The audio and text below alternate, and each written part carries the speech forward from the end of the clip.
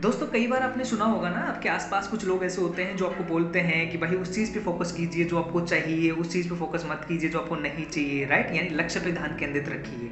आपको लाइफ में जो नहीं चाहिए उस पे फोकस नहीं करना है।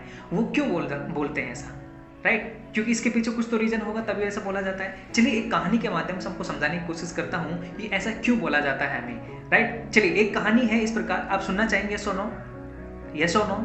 थैंक यू वेरी मच, आपने यस कहा। हालांकि मैं कहानी तो तब भी सुनाता जब आप यस नहीं बोलते। चलिए कहानी इस प्रकार, एक बार एक राजा होता है, वो गंजा होता है, उसके बाल नहीं होते, उसको एक अजीब सी सनक लग जाती है और उसकी इच्छा होती है कि मेरे भी सर पे बाल आए। वो घोषणा करवा देता है पूरे नगर में कि कोई ऐसा वैद्य जो मेरे सर पे बाल उगा सकता है उसको उचित पुरस्कार दिया जाएगा और उसको सम्मानित किया जाएगा, राइट? और अगर जिसने नहीं उगाया उसको कारावास में डाला जाएगा। ऐसे बहुत सारे वैद्य आए जिन्होंने असफल प्रयास किए और उनको कारावास में पहुंचा दिया गया, राइट? ऐसे ही एक इंसान फिर से आता है, एक वैद्य आता है, फिर से हिम्मत करके आता है कि नहीं मैं उगाएगा, राइट? क्योंकि उसके दिमाग में कुछ चल रहा था, राइट? तो वो उसने क्या किया, राजा के पास आया और उसको बोला कि देखिए ऐसा है महाराज, मैं आपके बाल उगा दूंगा लेकिन एक शर्त पे।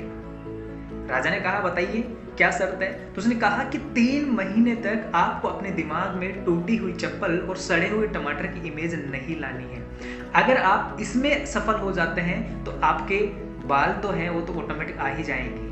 राजा ने स्वीकार कर लिया, बोला ठीक है स्वीकार है मुझे, 3 महीने तक मैं दिमाग में कोई चीज़ नहीं लाऊंगा ऐसे टूटी हुई चप्पल और सड़े हुए टमाटर जैसे, राइट? तो उसने ऐसा बोल के वो चला गया और 3 महीने के बाद जब उस वैद्य ने वापस उससे मुलाकात की राजा से, तो उसने देखा, राजा उसको बोलता है कि बोला भाई बाल तो साइड में कर, वो बात ठीक है लेकिन मेरे को 3 महीने से एक अजीब सी बीमारी हो गई है और वो बीमारी ये है कि मैं 3 महीने से टूटी हुई चप्पल और सड़े हुए टमाटर को बुला ही नहीं पा रहा, दिमाग में वही चल रहा है, दिमाग से निकल ही नहीं रहा। दोस्तों जीवन में ऐसा ही होता है। इस कहानी का सारांश ये है कि जब जिन चीज़ों को हम नहीं चाहते उन चीज़ों पे फोकस करते हैं तो हमारे लाइफ में बार बार चीज़ें वही दिखती है, उन्हीं चीज़ों की इमेजेस हमारे दिमाग में रहती है और जो चाहिए वहाँ हम फोकस नहीं कर पाते।